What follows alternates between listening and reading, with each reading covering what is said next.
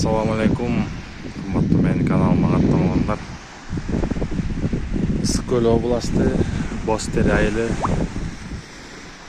Бостер айылында жайгашкан Кыргыз деңизи пансионатына келдик.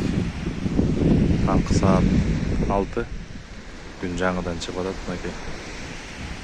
Кишилер жок. Мынакей кереметтүү ысык көлүбүз. Бир аз толкундар болуп турат. Аба ырайы сонун, абасы таза. Карагылачы кандай сонун, кереметтүү жер. Ар жакта мынакей Золотые пески деген пансионатты билесиңер, Чёртовое колесо.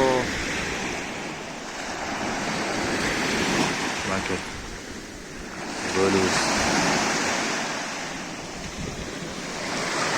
Карагылачы кандай сонун, керемет.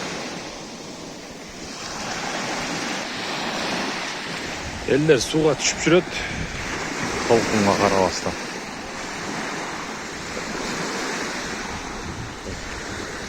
Пляж абдан жакшы, таза, өтө терең эмес.